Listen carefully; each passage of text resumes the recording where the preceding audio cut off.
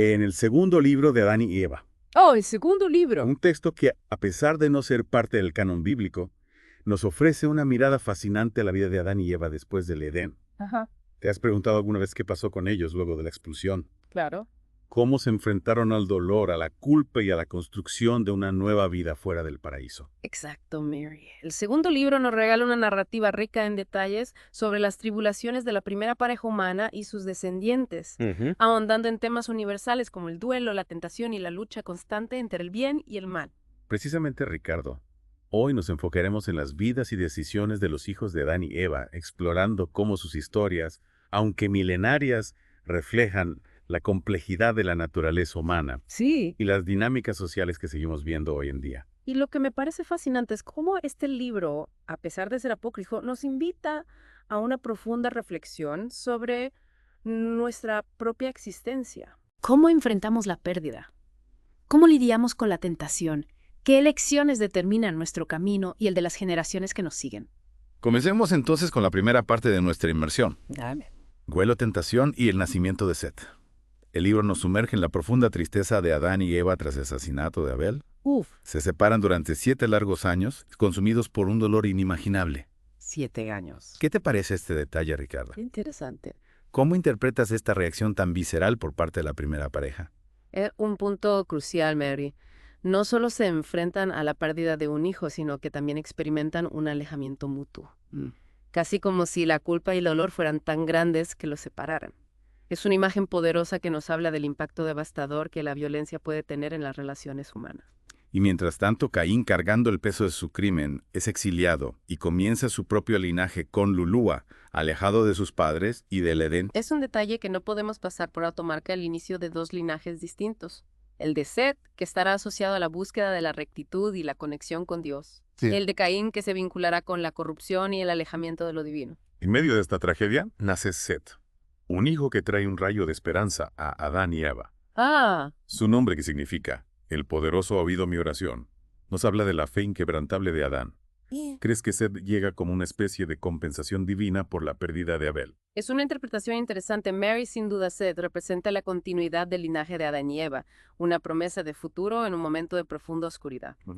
Y sí podríamos verlo como una respuesta divina a la súplica de Adán, un símbolo de que incluso en medio del dolor, la vida puede renacer. Pero la sombra de la tentación no desaparece. Satanás astuto, como siempre, aprovecha la soledad de Adán durante su separación de Eva para tentarlo. Y lo hace de una manera muy particular, Maricente.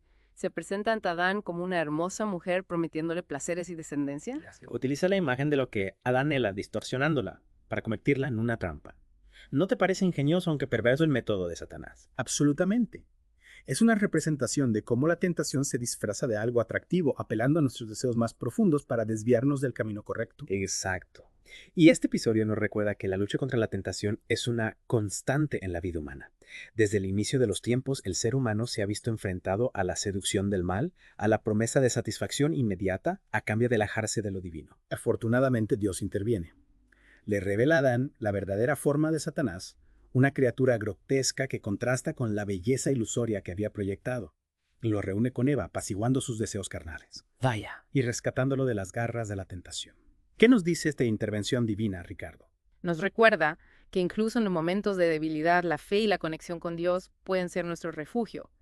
Pero también nos habla de la importancia del discernimiento. No podemos dejarnos cegar por las apariencias, por las promesas fáciles. Debemos buscar la verdad detrás de las máscaras, discernir entre lo que nos nutre y lo que nos destruye. Sin duda una lección que resuena con fuerza en nuestros días. A veces nos dejamos seducir por caminos que parecen prometedores, pero que en el fondo nos alejan de nuestra esencia, de aquello que realmente nos da sentido. Y es en este punto, Mary, donde la figura de Set adquiere aún más relevancia. Él representa la posibilidad de un nuevo comienzo de una vida guiada por la rectitud y la búsqueda de lo divino. Pero, como veremos en la siguiente parte de nuestra inmersión, incluso, Set, a pesar de su nobleza, no estará exento de pruebas y tentaciones. Y con esa premisa nos adentramos en la siguiente etapa de nuestra inmersión, donde exploraremos la vida de Set, sus desafíos y su legado. ¿Logrará este hijo de Adán y Eva mantenerse firme en su camino de fe? Lo descubriremos en la segunda parte de nuestro análisis del segundo libro de Adán y Eva. Retomando nuestra inmersión en el segundo libro de Adán y Eva, ahora nos adentramos en la vida de Set. Un personaje que, a diferencia de su hermano Caín, es criado en un ambiente de profunda devoción a Dios. El texto lo describe como un joven piadoso, dedicado a la oración, al ayuno y a la realización de ofrendas puras, buscando siempre la conexión con lo divino. Es una imagen que contrasta fuertemente con la vida de Caín, no sé qué es. Sin duda, Set representa la continuidad del legado espiritual de Adán y Eva, un intento por mantener viva la llama de la fe en un mundo que parece alejarse cada vez más de la gracia divina. Pero incluso Set, a pesar de su rectitud, no está exento de tentaciones. El segundo libro nos relata cómo Satanás, incansable en su empeño por corromper a la humanidad, se le aparece con la promesa de un mundo mejor, un mundo lleno de belleza y placeres. Oh. ¿Qué te parece esta insistencia de Satanás en tentar incluso a aquellos que parecen más cercanos a Dios? Es una pregunta fascinante, Mary. Yo creo que nos habla de la universalidad de la tentación. Nadie, por más piadoso que sea, está completamente a salvo de la seducción del mal. La lucha entre el bien y el mal es una constante en la experiencia humana. Y Set, a pesar de su juventud, se convierte en un ejemplo de resistencia ante las artimañas del demonio. Y a pesar de las tentaciones, Set elige seguir el camino de la rectitud. Se casa con Aclia y continúa el linaje de Adán, trayendo alegría a su padre al presenciar la expansión de su descendencia. Aquí me gustaría detenerme un momento en la figura de Aclia Mary. Sí. Si bien el texto no nos ofrece muchos detalles sobre ella, su nombre, que significa la poderosa, me sugiere que no es un personaje pasivo en esta historia. Tienes razón, Ricardo. Su nombre nos invita a pensar en la importancia de la fuerza femenina de la preservación del linaje de Set. Ajá. Quizás podríamos interpretarla como un símbolo de la sabiduría y la resiliencia necesarias para construir un mundo más justo. Precisamente. Y mientras la línea de Set se mantiene en la montaña sagrada dedicada a la búsqueda espiritual, los descendientes de Caín se multiplican en las tierras bajas abrazando los placeres mundanos y la violencia. Esa división geográfica me parece muy simbólica, ¿no crees? Es como si el libro nos estuviera mostrando dos caminos divergentes. Uno que busca la elevación espiritual, la conexión con Dios, y otro que se entrega a los deseos carnales, a la satisfacción inmediata, sin importar las consecuencias. Totalmente de acuerdo, Mary. Es una lucha que vemos reflejada a lo largo de la historia de la humanidad. La tensión entre lo terrenal y lo divino. Ajá. Entre la búsqueda de la trascendencia y la satisfacción de los impulsos más básicos. Y en la siguiente parte de nuestra inmersión, veremos cómo esta división se pone a prueba cuando la corrupción comienza a extenderse amenazando la pureza del linaje de Set. Es un punto de inflexión en la historia, Claro. donde la tentación se vuelve más seductora y las consecuencias de las malas decisiones se vuelven más evidentes. Prepárate para una inmersión aún más profunda en el segundo libro de Adán y Eva. Mary. Exploraremos cómo la sombra del pecado se cierne sobre la humanidad y cómo las decisiones de unos pocos pueden tener un impacto devastador en el destino de todos. Y llegamos a la parte final de nuestro viaje a través del segundo libro de Adán y Eva. La verdad es que el panorama se torna bastante sombrío. La corrupción que se había instalado entre los descendientes de Caín comienza a infiltrarse en la línea de Set, amenazando con engulfarlo todo. Es como si una sombra se extendiera sobre la humanidad, ¿no te parece, Ricardo? Así es, Mary. El texto nos presenta a Kenón, un descendiente de Caín, quien, influenciado por Satanás, introduce la música, los instrumentos musicales y las bebidas fuertes entre su pueblo. A simple vista podrían parecer elementos inofensivos, incluso placenteros. Claro. Pero el libro nos advierte sobre su capacidad para corromper el alma humana. Es interesante cómo el segundo libro relaciona estos placeres sensoriales con la pérdida de la pureza, con la degradación moral. La música, que en otros contextos puede ser una forma de expresión espiritual, aquí se presenta como una herramienta de seducción, un camino hacia la perdición. Interesante. ¿Qué opinas sobre esta visión, Ricardo? Es una advertencia contra la búsqueda desmedida del placer. Podríamos interpretarlo así, Mary.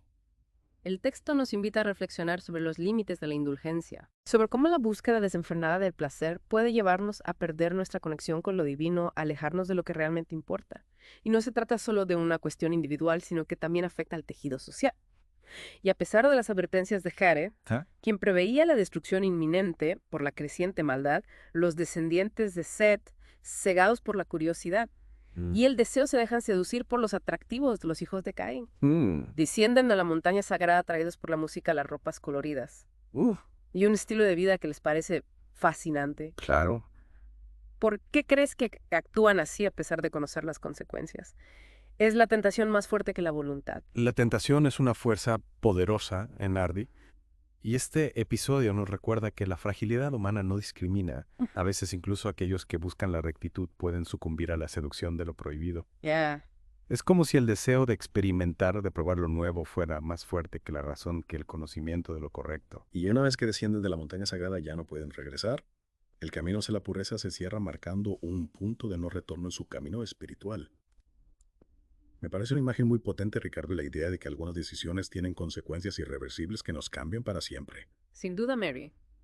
Es una metáfora de la pérdida de inocencia. Del momento en que cruzamos la línea y nos adentramos en un territorio desconocido donde las reglas del juego son diferentes.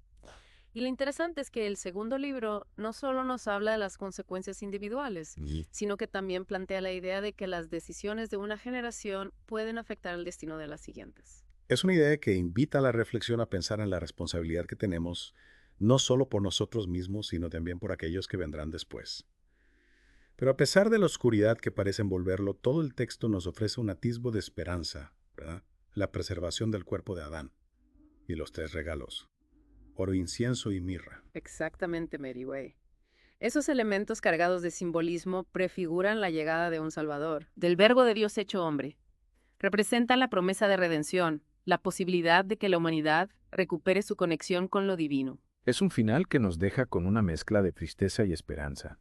Por un lado, vemos las consecuencias de la desobediencia, la fragilidad humana y la inminencia del castigo divino. Sí. Pero por otro se nos presenta la posibilidad de un nuevo comienzo, de una reconciliación con lo sagrado. Así es, Mary.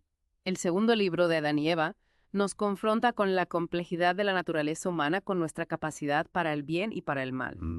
Nos recuerda que la lucha entre la tentación y la rectitud es una constante en la vida y que las decisiones que tomamos tienen un impacto profundo en nuestro destino y en el de las generaciones futuras. Y con esa reflexión, queridos oyentes, llegamos al final de nuestra inmersión en el segundo libro de Adán y Eva. Un texto que, a pesar de su antigüedad, nos habla de temas que siguen siendo relevantes en nuestros días. La lucha entre el bien y el mal. La búsqueda del placer, la importancia de la fe y la esperanza de la redención. ¿Qué les ha parecido este viaje? ¿Qué resonó con mayor fuerza en ustedes? Les invitamos a seguir explorando este fascinante texto y a descubrir las múltiples capas de significado que encierra. Hasta la próxima inmersión